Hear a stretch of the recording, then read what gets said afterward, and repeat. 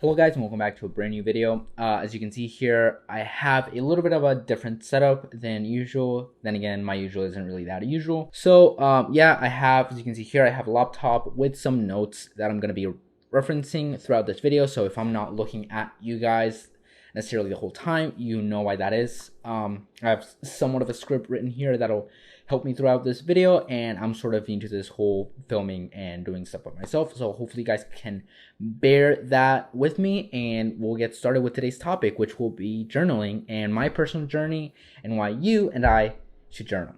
Now, without further ado, let's get started.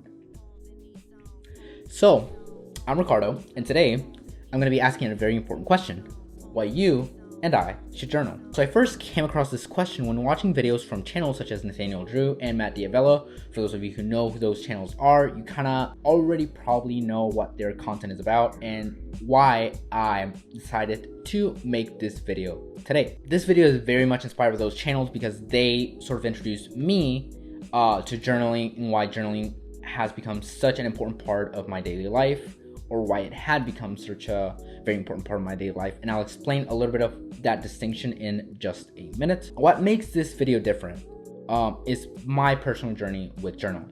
So my journey began when I received my journals around a week prior to November 6th of 2019. So I ordered my journal, which is this little handy dandy journal right here. This became a very important part of my daily life because it allowed me to do many things. I actually bought this from Amazon. I'll leave a link to that in the description of this video. From that day on, November 6th of 2019, when I first received my journals, I had no idea what I was doing and sort of based my journaling on the videos that I've seen prior from Matt D'Avella and Nathaniel Drew. At first, I started with an idea and task journal that guided me through my day. And so my first train of thought was, okay, let's make this journal about the things that I want to do in the day and have that as a constant reminder of what to do. Because sometimes, and many of you might probably already have this problem, that you're trying to do something, but then as the day progresses, you're not remembering that sort of stuff. It sort of passes you by, and then you miss an opportunity to do something that you wanted to previously do. And so that became a really big issue for me, as I didn't have a lot of time, and the time that I did have free, I sometimes wouldn't spend it in the most proactive ways. So this journal helped me a lot with that. But also, my journal, it started as an idea and task journal, but as days progressed, my feelings and my actuation of using a journal changed a little bit. So as they progressed, I moved in the direction of jotting down either my feelings of the current or previous day. So it became more of a feelings journal. It progressed from an idea to a feelings journal, which is perfectly okay. It helped me realize how I was feeling most of the day. And it's sort of fun and interesting to go back to previous entries in my journal and see how I was doing during those days and sort of reflect on that day as a whole. I ended up taking entire pages to catalog my feelings and thoughts on life rather than having ideas and tasks for me to achieve that day. It became sort of a therapeutic, getting everything out and onto a piece of paper. But as all things, with my journal, tragedy struck. I ended up falling off the train of journaling, and just like that, I stopped journaling for quite a while, which gave me some insight into how journaling had shaped my day when I was actively doing. So I'll bring you the first reason as to why you and I should probably get back or get into journaling. So starting with reason number 1, productivity. This was really important for me getting into journaling. So although it may seem cliche, journaling is a great way to keep yourself in check and get a lot more done in the day. When I didn't have a journal, it was hard for me to keep track of the things I wanted to do at the beginning of the day.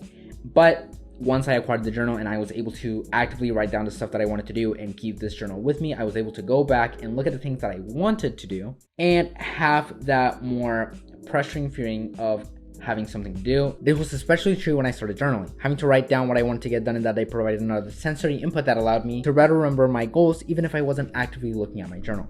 I would highly suggest anyone that wants to improve their productivity to start journaling and keep track of their goals through written text. Another sensory input: the more you write, the more you remember things. Not only seeing it, but hearing it, you're repeating yourself, and writing it down will make sure that you as a person are constantly reminded of the stuff that you want to do and will keep you on track for the things that you want to do in the day. Reason number 2, clearance of mind. And this is very important for those of you that are looking for a way to de-stress yourself and analyze your life in a more objective way that pertains to you. This might seem odd, but having a piece of paper to write your thoughts and ideas on will take a huge weight off your shoulders. And that's happened to me various times whenever I shifted my focus on journaling from ideas to feelings. Writing both ideas and feelings onto my journal helped me realize and cope with some stress that developed due to school. I could write down my feelings throughout the day, what I thought I was doing wrong, what I thought wasn't going my way, the good things that were happening that day. Everything could be written down in my journal, and instead of having somebody to talk to, I could essentially, in a way, talk to my journal, write those things down, and I could later on in the day, if I wanted to, or the next day, I could reflect back on those feelings to help me clear my head and analyze the things that I was doing. Sometimes it's hard to know how you feel and how to cope with mental stress, and writing is a safe way to cope and figure out those feelings. This is one of the aspects of journaling that I discovered through Nathaniel Drew's videos. If any of you have seen those videos, you know that the main purpose of his channel is to provide mental clarity and more ways to properly assess yourself and become a better person through various methods. I would highly recommend his videos, both his and Matt D'Avelo's, so I will link those in the description of this video. So if you guys are interested in those videos, I will have those linked below, those channels, so you guys can have more to pull from than just this video. Reason number 3, ideas and thoughts. Having a journal at you with all time enables you to jot down those million-dollar ideas when you would otherwise have probably forgotten them. Whenever I would have ideas about what I wanted to photograph, what I wanted to shoot, what I wanted to write, those ideas could be quickly jotted down with a journal. Now, this could either work with a phone or with a paper journal. Both of those ways are completely fine. But then again, having that sensory input of writing down and seeing what you're writing down on your journal will just create more lasting memories that will help you remember those ideas and million-dollar thoughts later on in the day, rather than just having quick typing in your phone. I would highly recommend doing that because you never know when you're going to come across another idea like this. So those are actually the 3 main reasons why you should journal. Of course, these are all my views. You can have different views. So now I'm gonna point out a few tips that will probably help you in case you want to start journaling and start your journey with journaling. So tip number 1, find the method that works for you. If you are a person that wants to get things done, a task journal will be better. If you are a person that has a lot of feelings and that wants to get those feelings out onto something and assess those feelings, an emotional journal would be best. It is about you. At the end of the day, it is about you. You make the journal. It is merely a tool. You are not bound by what is on the journal, right? You're bound by your own thoughts and feelings and what you want to do and assess. Of course, I'm giving you some tips on how to do this, but of course you could completely choose not to follow them. You can find other creators that have probably content on this very subject and find things that work for you. So just keep that in mind. Not everything works for everybody, but that just means that you have to find the method that works for you to make something that will benefit you in the long run. Then again, something very interesting that could also be dealt with journals is that if you are a visual learner, it will probably be best for you to jot down some illustrations while you're journaling. And I'm not a very good artist. I love art, but I'm not a very good artist, so I wasn't really able to do that. If you're more of a word person like I am, you can jot down paragraphs if you want, little excerpts, do anything you want to make it viable for you as an option to remember things in your journal. Tip number 2. This is very important. Don't be afraid to experiment. And this is very true. When I first started this, I didn't know how to assess making use of a journal. So I would just go to find many creators, find many videos, and sort of copy those onto myself. But you don't have to do this. You experiment. Do many things that you want. If you want it to be a purely visual journal, you can do that. You can go and you can cycle throughout the days. One day, for example, Monday, it can be pure writing. Second day, Tuesday, it can be illustrations.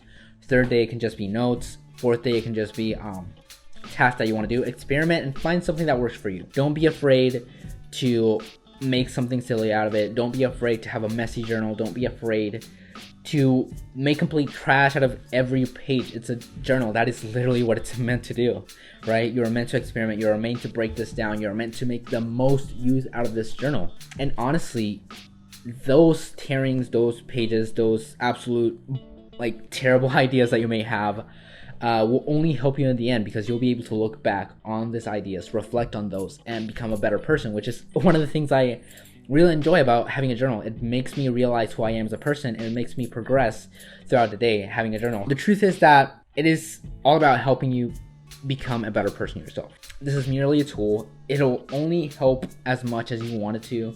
I just want to bring light to a tool that might have a potential to make your lives better in each and every way, right? And that's because that's been truth for me. I have this journal. The more I write on this journal, the more I'm at peace with myself, the more I am able to attain in a day, the more I am able to do things that I would probably never otherwise would have done. And so I highly suggest you or anybody that wants to get into journaling to do it. I mean, you're not really gonna lose anything. And at the end of the day, it might even help you realize that maybe journaling isn't for you. And that's totally fine as well. You can have so many other ways to log your feelings or keep track of yourself. Some people just don't need a journal. At the end of the day, it's about you. It's about how you use your time. It's about how you use your resources to make the best person or the best you that you can be. I hope this video was everything you wanted it to be. I hope this video helped you guys realize something. If you want to know what I'm using to write my journal, that would be the Blue Cool journal. I'll have this listed down below in the description below, and the pens that I'm actually using to write. These pens are the Pilot Friction Ball pens. These are the ones that I'm using to actually write down in my journal. The reason I chose this are because they are erasable ink gel pens, so that means that they're very smooth to write in. You can erase something if you don't like it. It works with friction. One of the things that I will say about these is that the ink, depending on how much you use them, will run out really fast. I don't think the refills are that expensive, but for some of you it may be a little bit expensive, so maybe just get a regular pen if that's what you need. But I would highly suggest these if you want to get into some smooth journal writing and that you want that ability to erase things. And with that, I hope that you have learned something from this. I'm really happy that you saw this video. If you want, you can share this. Comment down below if you have any thoughts on the video, and thank you guys for watching, and I'll see you in the next one.